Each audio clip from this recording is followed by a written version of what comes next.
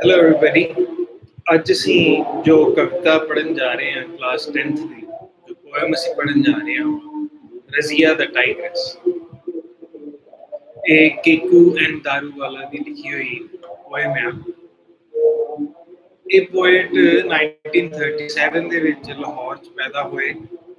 ਉਸ ਤੋਂ ਬਾਅਦ ਪਾਰਟੀਸ਼ਨ ਤੋਂ ਬਾਅਦ 1947 ਦੀ ਪਾਰਟੀਸ਼ਨ ਤੋਂ ਬਾਅਦ ਇੰਡੀਆ ਆਏ ਔਰ 1947 ਤੋਂ ਬਾਅਦ ਇਹਨਾਂ ਨੇ ਨਿਊ ਦਿੱਲੀ ਦੇ ਵਿੱਚ ਆਪਣਾ ਪਹਿਲਾਂ ਲੁਧਿਆਣੇ ਪੜ੍ਹੇ, ਉਸ ਤੋਂ ਬਾਅਦ ਨਿਊ ਦਿੱਲੀ ਵਿੱਚ ਰਹਿਣ ਲੱਗ ਪਏ। ਇਹ ਪੋਇਟ ਜ਼ਿਆਦਾਤਰ ਸਮਾਜ ਦੀਆਂ ਗੱਲਾਂ ਤੇ ਪੋਇਮਸ ਲਿਖਦੇ ਨੇ, ਖਾਸ ਕਰਕੇ ਬਿਮਾਰੀਆਂ ਦੇ ਉੱਤੇ ਜਾਂ ਮੌਤ ਦੇ ਉੱਤੇ ਜਾਂ ਜਿਹੜੇ ਸੋਸ਼ਲ ਇਸ਼ੂਜ਼ ਨੇ ਜਾਂ ਵਾਤਾਵਰਣ।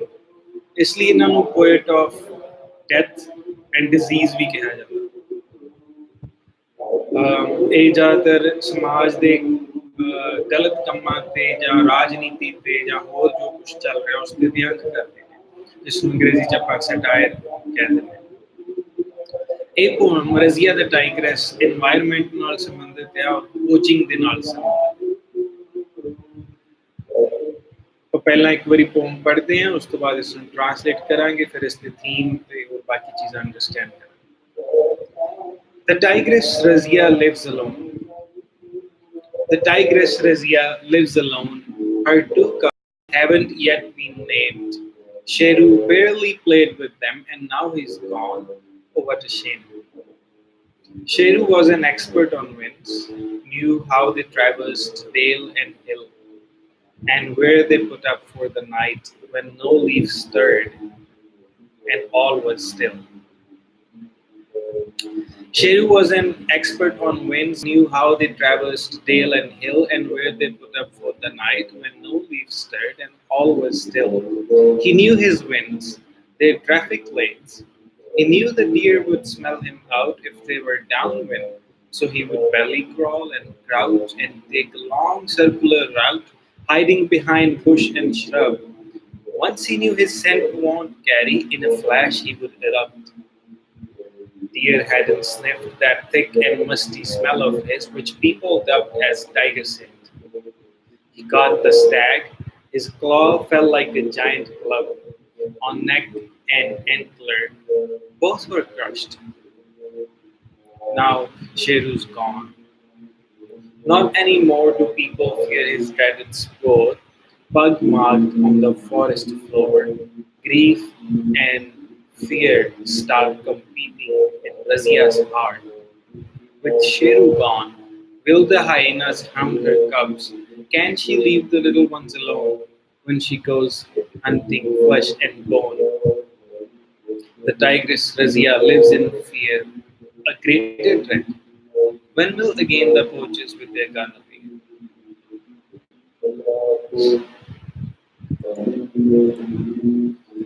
So, ਇਹ ਸਾਡੀ ਪੋਇਮ ਹੈ ਰਜ਼ੀਆ ਦ ਟਾਈਗਰੈਸ। ਇਸ ਪੋਇਮ ਦੇ ਵਿੱਚ ਇਸ ਦੀ ਟ੍ਰਾਂਸਲੇਸ਼ਨ ਜੇ ਅਸੀਂ ਕਰੀਏ ਤਾਂ ਪਹਿਲੀ ਲਾਈਨ ਇਹ ਆ ਕਿ ਦ ਟਾਈਗਰੈਸ ਰਜ਼ੀਆ ਲਿਵਸ ਅਲੋਨ। ਇੱਕ ਟਾਈਗਰੈਸ ਆ, ਸ਼ੇਰਨੀ ਆ ਜਿਸ ਦਾ ਨਾਮ ਰਜ਼ੀਆ ਹੈ, ਉਹ ਇਕੱਲੀ ਰਹਿੰਦੀ ਹੈ। ਉਸਦੇ ਦੋ ਬੱਚੇ ਨੇ, 2 cubs, ਔਰ ਉਹ ਇੰਨੇ ਛੋਟੇ ਨੇ ਕਿ ਹਾਲੇ ਉਹਨਾਂ ਨੇ ਉਹਨਾਂ ਦਾ ਨਾਮ ਵੀ ਨਹੀਂ ਰੱਖਿਆ। ਤੇ ਸ਼ੇਰੂ ਜੋ ਟਾਈਗਰ ਸੀ, ਜੋ ਉਹਨਾਂ ਦੇ ਨਾਲ ਖੇਡਣਾ ਸੀ, ਜਿਸ ਨੇ ਉਹਨਾਂ ਦੇ ਫਾਦਰ ਨੇ, ਉਹਨੇ ਅਜੇ ਤੱਕ ਉਹਨਾਂ ਨਾਲ ਖੇਡਿਆ ਨਹੀਂ ਸੀ। ਪਰ ਸ਼ੇਰੂ ਹੁਣ ਨਹੀਂ ਆ, ਸ਼ੇਰੂ ਕਿਤੇ ਚਲਾ ਗਿਆ। ਔਰ ਇਹ ਬਹੁਤ ਸ਼ਰਮ ਵਾਲੀ ਗੱਲ, ਸ਼ੇਰੂ ਕਿੱਥੇ ਚਲਾ ਗਿਆ, ਸ਼ੇਰੂ ਕੌਣ ਸੀਗਾ, ਉਸ ਦੇ ਬਾਰੇ ਪੋਇਟ ਦੱਸਦਾ ਆ ਕਿ Sheru was an expert on winds. Sheru ਹਵਾਵਾਂ ਦਾ ਐਕਸਪਰਟ ਸੀ। ਹਵਾ ਕਿੱਧਰੋਂ ਚੱਲਦੀ ਹੈ, ਕਿਸ ਤਰ੍ਹਾਂ ਚੱਲਦੀ ਹੈ, ਕਿਵੇਂ ਟਰੈਵਲ ਕਰਦੀ ਹੈ। Knew how they traversed dale and hill. Traverse ਹੁੰਦਾ ਟਰੈਵਲ ਕਰਨਾ, ਹਿੱਲ ਹੁੰਦੀ ਪਹਾੜੀ, ਔਰ ਪਹਾੜੀਆਂ ਦੇ ਵਿਚਕਾਰ ਜੋ ਹੇਠਾਂ ਪੱਧਰਾ ਸਥਾਨ ਹੁੰਦਾ ਜਾਂ ਜਿੱਥੇ ਲੋਕ ਹੇਠਾਂ ਰਹਿੰਦੇ ਨੇ ਪਹਾੜੀਆਂ 'ਚ, ਉਸਨੂੰ ਵੈਲੀ ਕਿਹਾ ਜਾਂਦਾ ਜਾਂ ਫਿਰ ਡੇਲ ਕਿਹਾ ਜਾਂਦਾ। ਸੋ ਸ਼ੇਰੂ ਨੂੰ ਪਤਾ ਸੀਗਾ ਕਿ ਹਵਾ ਪਹਾੜੀਆਂ ਤੋਂ ਤੇ ਵੈਲੀ ਦੇ ਵਿੱਚੋਂ ਕਿਵੇਂ ਨਿਕਲਦੀ। ਤੇ ਜੇ ਜਦੋਂ ਹਵਾ ਨਹੀਂ ਚੱਲਦੀ, ਜਦੋਂ ਸਾਰਾ ਕੁਝ ਇੱਕਦਮ ਰੁਕ ਗਿਆ ਹੁੰਦਾ, ਕੁਝ ਵੀ ਹਿਲ ਰਿਹਾ ਹੁੰਦਾ, ਇੱਕ ਪੱਤਾ ਵੀ ਨਹੀਂ ਹਿਲ ਰਿਹਾ ਹੁੰਦਾ। When no leaves stirred and all was still, Sheru ਨੂੰ ਪਤਾ ਸੀ ਕਿ ਉਸਦੀ ਉਹ ਹਵਾਵਾਂ ਕਿੱਥੇ ਜਾਂਦੀਆਂ ਨੇ। He knew his winds, their traffic lanes. ਉਹਨੂੰ ਆਪਣੀ ਹਵਾ ਦਾ ਇੰਨਾ ਪਤਾ ਸੀਗਾ ਕਿ ਉਸਨੂੰ ਇਹ ਵੀ ਪਤਾ ਸੀ ਹਵਾ ਜਦੋਂ ਆਵੇਗੀ ਤੇ ਕਿਹੜੇ ਰਸਤੇ ਤੋਂ ਆਉਣੀ। He knew the deer would smell him out if they were downwind. तो ਉਸਨੂੰ ਪਤਾ ਸੀ ਕਿ ਜੇ ਹਵਾ ਆ ਰਹੀ ਆ ਔਰ ਉਹ ਹੇਠਾਂ ਨੂੰ ਜਾ ਰਹੀ ਆ, ਸੋ ਜਿੱਥੇ ਸ਼ੇਰ ਰਹਿੰਦਾ ਆ ਉਸ ਤੋਂ ਹਵਾ ਆ ਰਹੀ ਆ ਔਰ ਹੇਠਾਂ ਨੂੰ ਜਾ ਰਹੀ ਆ, ਹੇਠਾਂ ਹਿਰਨ ਰਹਿੰਦੇ ਨੇ ਜੋ ਸ਼ੇਰ ਦਾ ਸ਼ਿਕਾਰ ਨੇ, ਤਾਂ ਹਿਰਨਾਂ ਨੂੰ ਪਤਾ ਚੱਲ ਜਾਏਗਾ ਕਿ ਉੱਤੋਂ ਸ਼ੇਰ ਆ ਰਿਹਾ। ਇਸ ਲਈ what Sheru would do is he would belly crawl. belly ਹੁੰਦਾ ਪੇਟ, crawl ਹੁੰਦਾ ਰਿੰਗਣਾ। ਸੋ belly crawl ਮਤਲਬ ਉਹ ਪੇਟ ਨੂੰ ਥੱਲੇ ਲਾ ਕੇ ਰਿੰਗੂਗਾ, ਜਿਵੇਂ ਅਸੀਂ ਆਮ ਦੇਖਦੇ ਹਾਂ ਕਿ ਬਿੱਲੀਆਂ ਰਿੰਗਦੀਆਂ। and crouch, ਔਰ ਬਿਲਕੁਲ ਜ਼ਮੀਨ ਦੇ ਨਾਲ ਲੱਗ ਗਿਆ। and take a long circular route, ਔਰ ਉਹ ਜਿੱਥੇ ਵੀ ਸੀ ਉਸ ਤੋਂ ਇੱਕ ਸਰਕੂਲਰ ਰਾਊਟ ਦੇ ਵਿੱਚ, instead of coming from this point to here, he would take a long route and come here, ਤਾਂ ਕਿ ਡੀਅਰ ਨੂੰ ਪਤਾ ਨਾ ਚੱਲ ਸਕੇ ਕਿ ਸ਼ੇਰ ਆ ਰਿਹਾ ਜਾਂ ਚੀਤਾ ਆ ਰਿਹਾ। Once he knew his scent won't carry, scent ਮਤਲਬ smell, ਔਰ ਜਦੋਂ ਉਸਨੂੰ ਪਤਾ ਸੀਗਾ ਕਿ ਹੁਣ ਉਸਦੀ ਸਮੈਲ ਹਿਰਨ ਤੱਕ ਨਹੀਂ ਪਹੁੰਚੂਗੀ, in a flash he would erupt. ਸੋ ਇੱਕ ਚਮੱਕੇ ਦੇ ਵਿੱਚ ਅੱਖ ਝਪਕਣ ਦੇ ਟਾਈਮ ਦੇ ਅੰਦਰ ਨਿਕਲ ਆਉਂਦਾ ਸੀ ਔਰ ਉਹ ਡੀਅਰ ਦੇ ਉੱਤੇ ਅਟੈਕ ਕਰ ਦਿੰਦਾ ਸੀ। Deer hadn't sniffed that thick and musty smell of his, which people dubbed as tiger scent. ਤਾਂ ਜਦੋਂ ਨੂੰ ਉਹ ਨਿਕਲਦਾ ਸੀਗਾ ਉਦੋਂ ਤੱਕ ਡੀਅਰ ਨੇ ਟਾਈਗਰ ਨੂੰ ਸਮੈਲ ਨਹੀਂ ਕੀਤਾ ਹੁੰਦਾ। ਟਾਈਗਰ ਦੀ ਸਮੈਲ ਬਹੁਤ ਭਾਰੀ ਹੁੰਦੀ ਹੈ, ਬਹੁਤ ਦੂਰੋਂ ਸਮੈਲ ਆ ਜਾਂਦੀ ਹੈ, ਪਰ ਜਿਸ ਨੂੰ ਟਾਈਗਰ ਸੈਂਟ ਕਹਿੰਦੇ ਸੀ, ਪਰ ਡੀਅਰ ਨੂੰ ਉਹਦੀ ਸਮੈਲ ਨਹੀਂ ਆਉਂਦੀ ਕਿਉਂਕਿ ਉਸਨੇ ਲੌਂਗ ਸਰਕੂਲਰ ਰਾਊਟ ਲਿਆ ਸੀ। ਸੋ ਹੀ ਗੌਟ ਦ ਸਟੈਗ ਵੀ ਹਿਰਨ ਨੂੰ ਕਿਹਾ ਜਾਂਦਾ, ਮਤਲਬ ਉਸਨੇ ਸਟੈਗ ਤੇ ਕਬਜ਼ਾ ਕਰ ਲਿਆ। His claw fell like a giant club on neck and ankle. Sheru ਦਾ ਜੋ claw ਸੀ, ਜੋ ਪੰਜਾ ਸੀ, ਉਹ ਹਿਰਨ ਦੀ ਧੌਣ ਤੇ ਹਿਰਨ ਦੇ ਸਿੰਗਾਂ ਦੇ ਉੱਤੇ ਜਾ ਕੇ ਇਸ ਤਰ੍ਹਾਂ ਪਿਆ ਜਿਵੇਂ ਕੋਈ ਬਹੁਤ ਵੱਡੀ ਗੋਲਫ ਦੀ ਕਲੱਬ ਜਾਂ ਕੋਈ ਬਹੁਤ ਵੱਡੀ ਚੀਜ਼ ਉੱਤੇ ਆ ਕੇ ਵੱਜੀ ਹੋਵੇ। ਇੰਨੀ ਜ਼ੋਰ ਦੀ ਵੱਜਾ ਕਿ both his neck and antler, ਸਿੰਗ ਵੀ ਤੇ ਉਸਦੀ ਧੌਣ ਵੀ ਟੁੱਟ ਜਾਂਦੀ ਹੈ ਹਿਰਨ ਦੀ। But now Sheru's gone. So poet Sheru the intelligence ਦੱਸ ਕੇ, ਉਸਦੀ ਬਰੇਵਰੀ ਦੱਸ ਕੇ ਫਿਰ ਉਹ ਕਹਿੰਦਾ ਹੈ ਕਿ ਹੁਣ ਸ਼ੇਰੂ ਚਲਾ ਗਿਆ, ਸ਼ੇਰੂ ਨਹੀਂ ਰਿਹਾ। Not anymore do people fear his dreaded spoor, pug marked on the forest floor. ਹੁਣ ਲੋਕ ਉਸਦੀ ਸਮੈਲ ਤੋਂ ਡਰਦੇ ਨਹੀਂ, ਹੁਣ ਲੋਕ ਉਸਦੇ ਪੰਜਿਆਂ ਦੇ ਨਿਸ਼ਾਨਾਂ ਤੋਂ, ਪਗ ਮਾਰਕਡ ਔਨ ਫੋਰੈਸਟ ਫਲੋਰ, ਉਸਦੇ ਪੰਜਿਆਂ ਤੋਂ ਨਿਸ਼ਾਨਾਂ ਤੋਂ ਡਰਦੇ ਨਹੀਂ। ਤੇ ਰਜ਼ੀਆ ਦੀ ਕੀ ਹਾਲਤ ਹੈ ਇਸ ਵੇਲੇ, ਉਸ ਬਾਰੇ ਪੋਇਟ ਕਹਿੰਦਾ ਕਿ grief and fear start competing in Razia's heart. Grief ਹੁੰਦਾ ਆ ਦੁੱਖ, ਸੋਗ। ਰਜ਼ੀਆ ਦੇ ਦਿਲ ਵਿੱਚ ਦੁੱਖ ਤੇ ਡਰ ਦੋਨੋਂ ਭਾਵਨਾਵਾਂ ਇੱਕ ਦੂਜੇ ਨਾਲ ਕੰਪੀਟ ਕਰਦੀਆਂ ਨੇ, ਉਹ ਵਧੀ ਜਾ ਰਹੀਆਂ। ਜਿਵੇਂ ਜਿਵੇਂ ਟਾਈਮ ਬੀਤ ਰਿਹਾ ਉਸਦਾ ਡਰ, ਉਸਦਾ ਦੁੱਖ ਵਧੀ ਜਾ ਰਿਹਾ। With Sheru gone, will the hyenas hound her cubs? ਹੁਣ ਸ਼ੇਰੂ ਨਹੀਂ ਰਿਹਾ ਜੋ ਫੈਮਿਲੀ ਦੀ ਪ੍ਰੋਟੈਕਸ਼ਨ ਕਰ ਸਕੇ। ਕੀ ਹੁਣ ਬਾਕੀ ਜਾਨਵਰ ਜਿਵੇਂ ਹਾਈਨਾਸ ਨੇ, ਕੀ ਉਹ ਸ਼ੇਰਨੀ ਦੇ ਬੱਚਿਆਂ ਨੂੰ ਲੈ ਜਾਣਗੇ? Can she leave the little ones alone when she goes hunting flesh and bone? ਜਦੋਂ ਹੁਣ ਸ਼ਿਕਾਰ ਕਰਨ ਲਈ ਰਜ਼ੀਆ ਜਾਇਆ ਕਰੇਗੀ ਤੇ ਉਹ ਆਪਣੇ ਬੱਚਿਆਂ ਨੂੰ ਕਿੱਥੇ ਛੱਡ ਕੇ ਜਾਇਆ ਕਰੇਗੀ? ਉਹਨੂੰ ਇਕੱਲੇ ਛੱਡ ਪਾਏਗੀ ਕਿ ਨਹੀਂ ਛੱਡ ਪਾਏਗੀ? ਇਹ ਸਾਰੇ ਡਰ, ਇਹ ਸਾਰੀਆਂ ਦੁੱਖ ਉਸਦੇ ਦਿਲ ਦੇ ਵਿੱਚ ਆਉਂਦੇ ਨੇ, ਰਜ਼ੀਆ ਦੇ ਦਿਲ ਵਿੱਚ ਆਉਂਦੇ ਨੇ। The tigress Razia lives in fear. ਹੁਣ ਰਜ਼ੀਆ ਡਰ ਕੇ ਰਹਿਣ ਲੱਗ ਪਈ। ਤੇ ਇੱਕ ਗ੍ਰੇਟਰ ਡੈਡ, ਗ੍ਰੇਟਰ ਦਾ ਮਤਲਬ ਕਿ ਗ੍ਰੇਟ ਤੋਂ ਵੀ ਜ਼ਿਆਦਾ, ਇਸ ਤੋਂ ਵੀ ਵੱਡਾ ਡਰ ਆ ਉਸਦੇ ਮਨ ਵਿੱਚ ਕਿ when will again the poachers with their guns appear? ਕਿ ਪਤਾ ਨਹੀਂ ਹੁਣ ਦੁਬਾਰਾ ਕਦੋਂ ਫਿਰ ਉਹ ਪੋਚਰ ਆਪਣੀਆਂ ਬੰਦੂਕਾਂ ਲੈ ਕੇ ਆ ਜਾਣਗੇ। ਹੁਣ ਇੱਥੇ ਪੋਚਰ ਵਾਲੀ ਜੋ ਲਾਈਨ ਹੈ ਐਂਡ ਵਿੱਚ when will again the poachers with their guns appear, ਇਸ ਲਾਈਨ ਦੇ ਵਿੱਚ ਆ ਕੇ ਪਤਾ ਲੱਗਦਾ ਆ ਕਿ ਸ਼ੇਰੂ ਨੂੰ ਕੀ ਹੋਇਆ ਸੀ। ਸ਼ੇਰੂ ਨੂੰ ਪੋਚਰਸ ਨੇ ਗਨ ਦੇ ਨਾਲ ਮਾਰ ਦਿੱਤਾ। ਪੋਚਰਸ ਕੌਣ ਨੇ?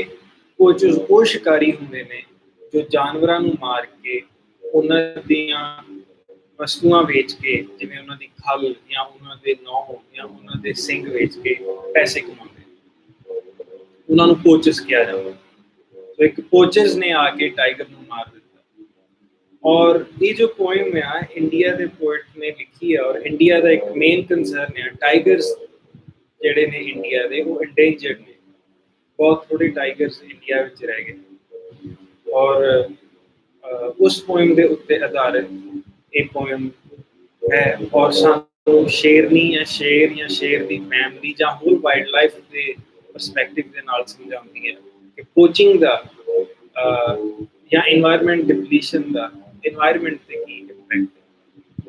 ਹਿਊਮਨਸ ਆਪਣੇ ਪ੍ਰੋਫਿਟ ਲਈ ਕੰਮ ਕਰ ਰਹੇ ਨੇ, ਪਰ ਵਾਈਲਡ ਲਾਈਫ ਨੂੰ ਕਿਵੇਂ ਰਿਸੀਵ ਕਰਨਾ।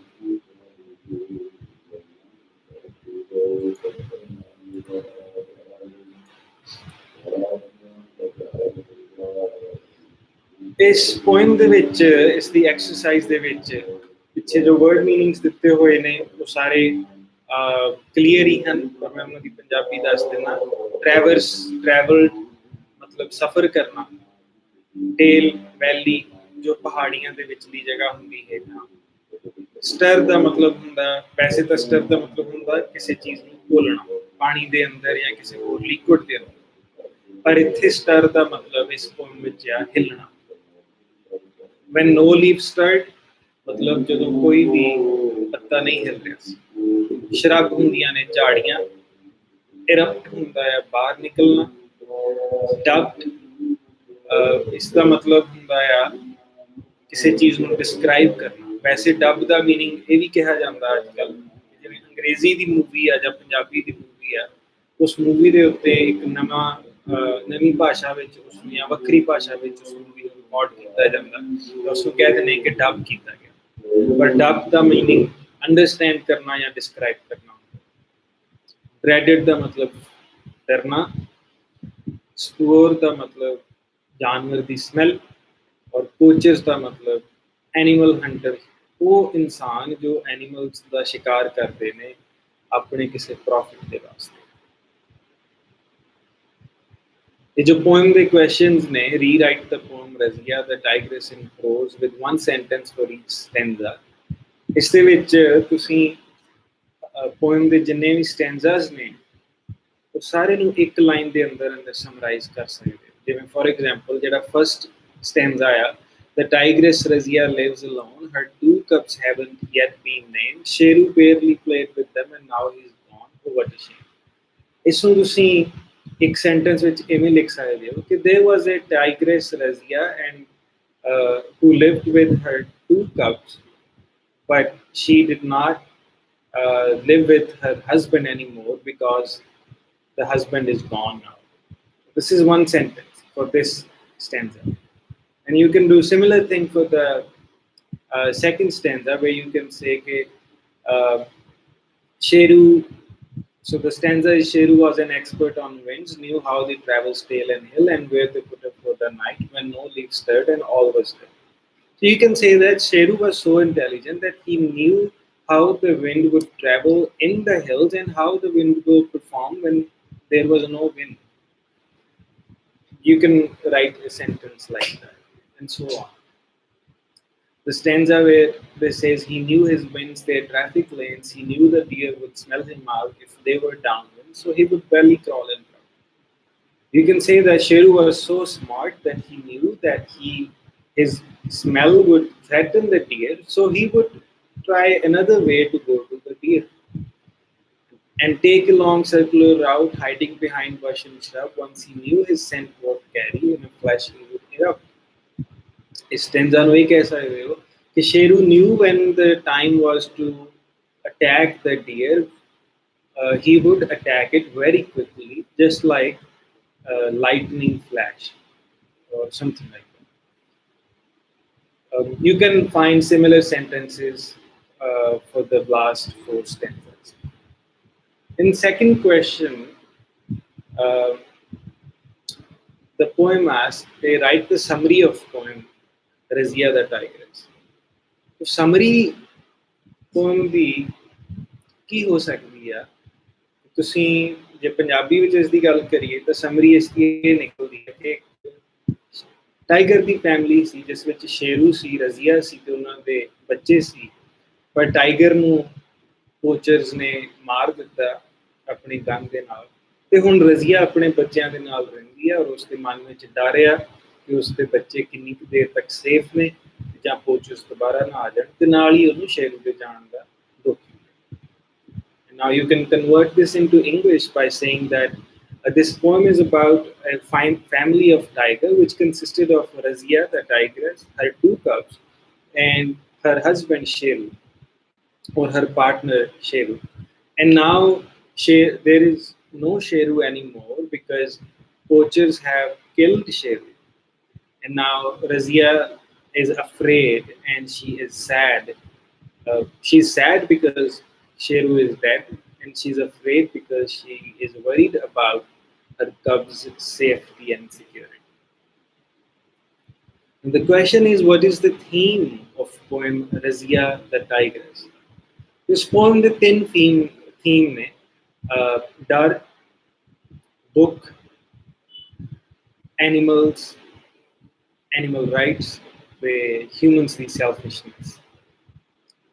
ਹਿਊਮਨਸ ਦੀ ਸੈਲਫਿਸ਼ਨੈਸ ਇਸ ਤਰ੍ਹਾਂ ਦਿਖਾਈ ਗਈ ਹੈ ਕਿ ਇਨਸਾਨ ਆਪਣੇ ਫਾਇਦੇ ਲਈ ਦੂਸਰੇ ਜਾਨਵਰਾਂ ਦੀ ਫੈਮਲੀਜ਼ ਜਾਂ ਉਹਨਾਂ ਦੇ ਘਰ ਬਰਬਾਦ ਕਰ ਦਿੰਦਾ। ਦੁੱਖ ਤੇ ਦਰਦ ਇਸ ਤਰ੍ਹਾਂ ਦਿਖਾਇਆ ਗਿਆ ਹੈ ਕਿ ਰਜ਼ੀਆ ਹੁਣ ਇਕੱਲਾ ਮਹਿਸੂਸ ਕਰ ਰਹੀ ਹੈ ਔਰ ਇਸ ਗੱਲ ਦਾ ਉਸਨੂੰ ਦੁੱਖ ਆ, ਇਸ ਗੱਲ ਦਾ ਉਸਨੂੰ ਡਰ ਆ ਕਿ ਉਸਦੇ ਬੱਚੇ ਹੁਣ ਸੇਫ ਨੇ ਕਿ ਨਹੀਂ। ਔਰ ਐਨੀਮਲਸ ਜੋ ਜਾਂ ਵਾਈਲਡ ਲਾਈਫ ਆ ਉਹ ਦਿਨੋਂ ਦਿਨ ਘਟਦੀ ਜਾ ਰਹੀ ਹੈ और वो खतरे विच है, इंसान उन्होंने खतरे विच पा रहा। So you can write that in English by saying that the theme of this poem is grief, fear, and animal rights. Um, the poet talks about the fear of Razia again and again, and the main fear she has is about the safety of her cubs and the fear of poachers. The grief that Razia has of death of Sheru. The next question is, why does Razia the tigress live alone? A question काफी straightforward, yeah. I think you can answer this on your own. The question number 5 is, what was Sheru's expertise? This is also very straightforward. But Sheru expert ਸੀ ਹਵਾਵਾਂ ਦੇ ਵਿੱਚ ਔਰ ਹਵਾਵਾਂ ਕਿੱਥੋਂ travel ਕਰਦੀਆਂ, ਕਿਵੇਂ travel ਕਰਦੀਆਂ ਨੇ। So you can say that Sheru was expert in understanding winds and how the winds travel. What happened to Sheru? It's also very simple and straightforward. Sheru was poached by poachers. What are Razia's fears? Razia has a few fears. It's in the last two stanzas. The first fear she has is, will the hyenas hound her cubs? Are her cubs safe or not? Second fear is that when she goes for hunting, will she be able to leave the kids alone, or will she have to take them with her when she goes for hunting? And the biggest fear she has is of the poachers. When will the poachers with guns come back and kill Razia or Razia's cubs? What kind of creature was Sheru? This is also very straightforward. And I suggest कि तुसी इत्थे dictionary use करो और जो इत्थे words ਦਿੱਤੇ ਗਏ ਨੇ शेरू ਨੂੰ define ਕਰਨ ਲਈ ਕਿ ਉਹ coward ਸੀ, ਉਹ hunter ਸੀ, ਉਹ lazy ਸੀ ਜਾਂ timid ਸੀ, ਉਹਨਾਂ words ਨੂੰ understand ਕਰੋ। Ninth question ਦੇ ਵਿੱਚ ਉਹ ਤੁਹਾਨੂੰ rhyming ਦੇ ਬਾਰੇ ਦੱਸਦੇ। ਜਦੋਂ ਦੋ ਵਰਡ ਆਪਸ ਵਿੱਚ ਉਹਨਾਂ ਦੀ ਆਵਾਜ਼ ਸਿਮਿਲਰ ਹੋਵੇ ਤਾਂ ਉਹ ਰਾਈਮ ਹੁੰਦਾ ਹੈ, ਜਿਵੇਂ ਬਸ ਤੇ ਹੱਸ, ਕਸ, ਸਾਰੇ ਰਾਈਮ ਨੇ। ਆਰ, ਪਾਰ, ਕਾਰ, ਤਾਰ, ਇਹ ਸਾਰੀਆਂ ਰਾਈਮਸ ਨੇ। ਜਾਂ ਜੋ ਐਗਜ਼ਾਮਪਲਸ ਤੁਹਾਡੀ ਬੁੱਕ ਨੇ ਦਿੱਤੀਆਂ ਨੇ, ਬ੍ਰਾਂਚ, ਐਵਲਾਂਚ, ਇਹ ਦੋਨੋਂ ਰਾਈਮ ਕਰ ਰਹੇ ਨੇ। ਪ੍ਰੇਅਰ ਐਂਡ ਏਅਰ ਰਾਈਮ ਕਰਦੇ ਨੇ। ਹਾਊਂਡ ਐਂਡ ਫਾਊਂਡ ਇਹ ਰਾਈਮ ਕਰਦੇ ਨੇ। ਸੋ ਕੁਐਸਚਨ ਇਹ ਕਹਿੰਦਾ ਹੈ ਕਿ ਤੁਸੀਂ ਦੋ ਪੇਅਰਸ ਆਫ ਰਾਈਮਿੰਗ ਵਰਡਸ ਲਿਖੋ, ਦੋ ਪੇਅਰ ਮਤਲਬ ਦੋ ਜੋੜੇ। It can be like prayer air and hound. ਤੇ ਤੁਸੀਂ ਇਹ ਆਪਣੀ ਪੋਇਮ ਦੇ ਲਾਸਟ ਟੂ ਸਟੈਂਜ਼ਾ ਵਿੱਚੋਂ ਲੱਭਣੇ। ਸੋ ਲਾਸਟ ਟੂ ਸਟੈਂਜ਼ਾਸ ਦੇ ਵਿੱਚ word ਹੈਗਾ ਆ, grief and fear start competing in Razia's heart with shale born. Will the hyenas hunt her cubs? Can she leave the little ones alone? When she goes hunting flesh and bone, the tigress Razia lives in fear, a greater dread. When will again the poachers with their guns appear? So the rhyming words here are gone, alone, bone. But a pair nahi hai, a triplet hai. So you can write either bone and alone, or alone and bone, or bone and bone. Uh, but if I was you, I would use alone and bone. Another rhyming pair we have in this poem in the last stanza is fear and appear. ਇਹ ਤੁਹਾਡੀ exercise ਦੇ ਮੁਤਾਬਿਕ ਤੁਹਾਡੀ poem ਹੈ ਰਜ਼ੀਆ ਦਾ tigers. ਪਰ ਇਸ poem ਨੂੰ understand ਕਰਨ ਲਈ, ਇਸ ਦੀ ਖੂਬਸੂਰਤੀ ਨੂੰ ਜਾਣਨ ਲਈ ਔਰ ਇਸ ਦੇ ਇੰਪੈਕਟ ਨੂੰ ਜਾਣਨ ਲਈ ਦੋ ਚੀਜ਼ਾਂ ਹੋਰ ਜਾਣਨੀਆਂ ਜ਼ਰੂਰੀ ਹੈ ਕਿ ਇਹ ਪੋਇਮ ਇੱਕ ਹੈਪੀ ਪੋਇਮ ਨਹੀਂ। ਇਹ ਪੋਇਮ ਸਾਨੂੰ ਖੁਸ਼ ਕਰਨ ਵਾਲੀ ਜਾਂ ਸੇਫ ਮਹਿਸੂਸ ਕਰਾਉਣ ਵਾਲੀ ਪੋਇਮ। ਜੇ ਇਹ ਪੋਇਮ ਪੜ੍ਹ ਕੇ ਸਾਨੂੰ ਦੁੱਖ ਮਹਿਸੂਸ ਹੁੰਦਾ, ਜੇ ਇਹ ਪੋਇਮ ਪੜ੍ਹ ਕੇ ਸਾਨੂੰ ਚੰਗਾ ਨਹੀਂ ਲੱਗਦਾ, ਤਾਂ ਉਹ ਐਗਜ਼ੈਕਟਲੀ ਉਹੀ ਪੋਇਟ ਦਾ ਪਰਪਸ ਹੈ।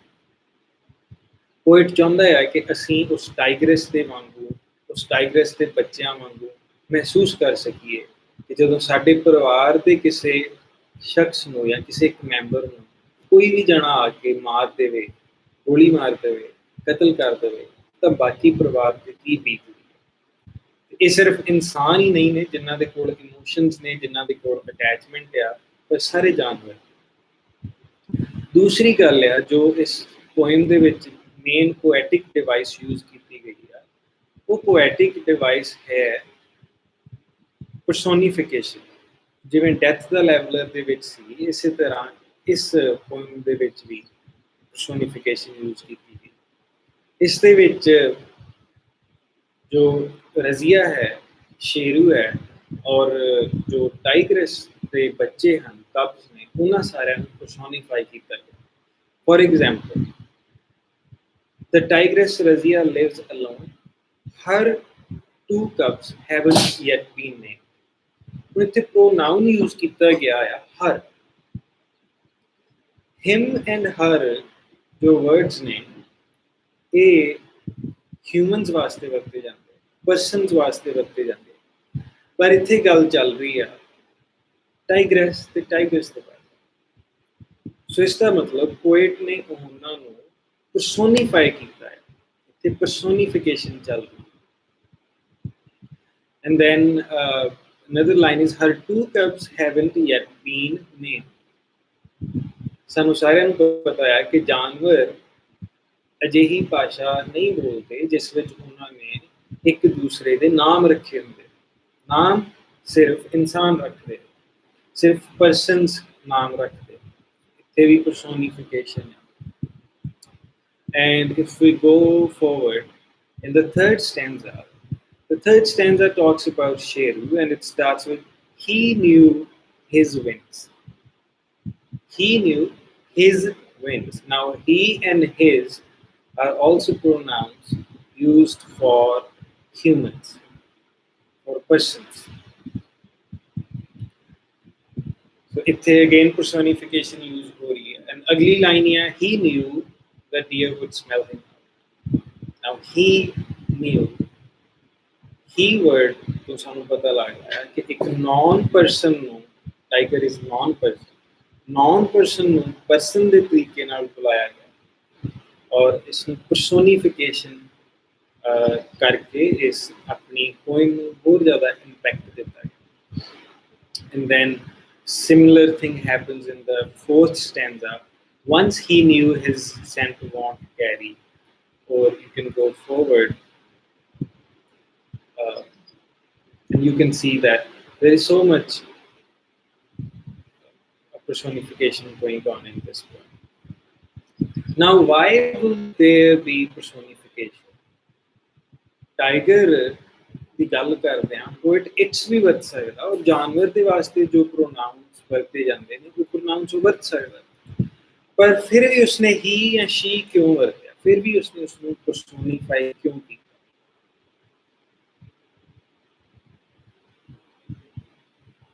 ਤੇ ਤੁਸੀਂ ਵੀਡੀਓ ਨੂੰ ਪੌਜ਼ ਕਰ ਲਓ, ਜੇ ਤੁਸੀਂ ਲਾਈਵ ਹੋ ਤੁਸੀਂ ਨਾਲ ਵੇਟ ਕਰਕੇ ਸੋਚ ਲਓ ਪਰਸੋਨੀਫਾਈ ਕਿਉਂ ਕਰ ਰਿਹਾ। ਤੁਸੀਂ ਹੇਠਾਂ ਕਮੈਂਟ ਵੀ ਕਰ ਸਕਦੇ ਹੋ।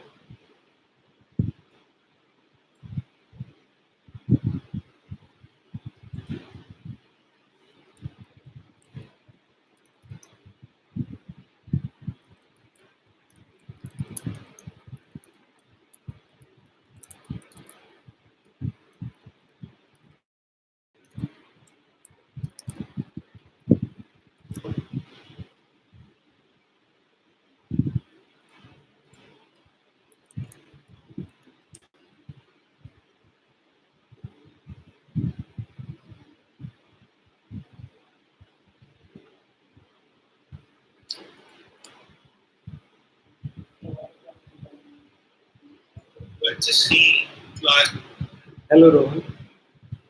Rupinder Arman, you're all live.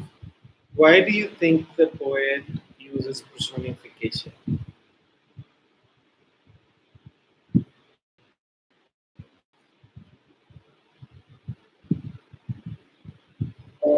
So personification again ਹੁੰਦਾ ਜਦੋਂ ਕਿਸੇ ਨੌਨ ਪਰਸਨ ਨੂੰ ਪਰਸਨ ਦੇ ਤਰੀਕੇ ਨਾਲ ਬੁਲਾਇਆ ਜਾਵੇ, ਜਿਵੇਂ ਇਸ ਪੋਇਮ ਦੇ ਵਿੱਚ ਰਜ਼ੀਆ ਨੂੰ ਟਾਈਗਰੈਸ ਨੂੰ ਇਸ ਤਰ੍ਹਾਂ ਬੁਲਾਇਆ ਜਾਂਦਾ ਕਿ ਜਿਵੇਂ ਕੋਈ ਇਨਸਾਨ ਆ, ਕੋਈ ਔਰਤ ਆ, ਔਰ ਸ਼ੇਰੂ ਨੂੰ ਇਸ ਤਰ੍ਹਾਂ ਬੁਲਾਇਆ ਜਾਂਦਾ ਜਿਵੇਂ ਕੋਈ ਮਰਦ ਆ, ਕੋਈ ਇਨਸਾਨ ਆ, ਉਸਦੇ ਵਾਸਤੇ ਵਰਡ ਯੂਜ਼ ਕੀਤੇ ਜਾਂਦੇ ਨੇ ਹੀ, ਜਾਂ ਉਸ ਉਹਨਾਂ ਦੇ ਵਾਸਤੇ ਜੋ ਨਾਮ ਵਰਤੇ ਗਏ ਨੇ ਸ਼ੇਰੂ ਜਾਂ ਰਜ਼ੀਆ, ਇਹ ਇਨਸਾਨਾਂ ਦੇ ਨਾਮ ਜਿਹੇ ਹੁੰਦੇ ਨੇ। So poet personification ਇਸ ਲਈ ਕਰ ਰਿਹਾ ਕਿ ਤਾਂ ਕਿ ਅਸੀਂ ਪੜ੍ਹਨ ਵਾਲੇ ਪਰਸਨਸ ਜਾਨਵਰਾਂ ਦਾ ਦੁੱਖ ਉਸ ਤਰ੍ਹਾਂ ਸਮਝ ਸਕੀਏ ਜਿਸ ਤਰ੍ਹਾਂ ਅਸੀਂ ਇੱਕ ਪਰਸਨ ਦਾ ਦੁੱਖ ਸਮਝਦੇ ਹਾਂ। ਸਾਡੇ ਵਾਸਤੇ ਕਿਸੇ ਆਪਣੇ ਕਰੀਬੀ ਇਨਸਾਨ ਦੀ ਡੈਥ ਹੋ ਜਾਵੇ ਤਾਂ ਸਾਡੇ ਲਈ ਬਹੁਤ ਦੁੱਖਦਾਈ ਹੁੰਦਾ, ਪਰ ਅਸੀਂ ਕੋਈ ਜਾਨਵਰ ਨੂੰ ਮਰਿਆ ਦੇਖ ਲਈਏ ਤਾਂ ਸਾਨੂੰ ਉਸ ਦਾ ਕੋਈ ਖਾਸ ਦੁੱਖ ਨਹੀਂ ਹੁੰਦਾ। ਫॉर एग्जांपल ਜੇ ਰੋਡ ਐਕਸੀਡੈਂਟ ਦੇ ਵਿੱਚ ਇਨਸਾਨ ਮਰ ਜਾਵੇ ਤਾਂ ਉਸ ਦੀ ਖਬਰ ਆਉਂਦੀ ਹੈ ਕਿ ਫਲਾਣੀ ਜਗ੍ਹਾ ਤੇ ਐਕਸੀਡੈਂਟ ਹੋਇਆ ਔਰ ਇੰਨੇ ਇਨਸਾਨ ਮਰ ਗਏ, ਪਰ ਰੋਡ ਐਕਸੀਡੈਂਟ ਤੇ ਕੋਈ ਜਾਨਵਰ ਮਰ ਜਾਵੇ ਤਾਂ ਉਸ ਦੀ ਖਬਰ ਨਹੀਂ ਆਉਂਦੀ। ਉਹ ਇਸ ਲਈ ਕਿਉਂਕਿ ਸਾਡੇ ਲਈ ਅਸੀਂ ਆਪਣੇ ਆਪ ਨੂੰ ਜ਼ਿਆਦਾ ਇੰਪੋਰਟੈਂਟ ਸਮਝਣ ਲੱਗ ਪਏ, ਅਸੀਂ ਵਾਈਲਡ ਲਾਈਫ ਨੂੰ ਜਾਂ ਐਨੀਮਲਸ ਦੀ ਇੰਪੋਰਟੈਂਸ ਨੂੰ ਨਹੀਂ ਸਮਝੇ। ਸੋ ਪੋਇਟ ਪਰਸੋਨੀਫਿਕੇਸ਼ਨ ਦੇ ਨਾਲ ਸਾਨੂੰ ਵਾਈਲਡ ਲਾਈਫ ਦੇ ਨਾਲ ਲਿਆਉਣਾ ਚਾਹੁੰਦਾ ਹੈ, ਔਰ ਚਾਹੁੰਦਾ ਹੈ ਕਿ ਅਸੀਂ ਐਮਪੈਥੀ ਬਿਲਡ ਕਰ ਸਕੀਏ, ਅਸੀਂ ਜਾਨਵਰਾਂ ਨੂੰ ਸਮਝ ਸਕੀਏ। That is all for the poem today. If you have any question, you can type in the comments and I can wait.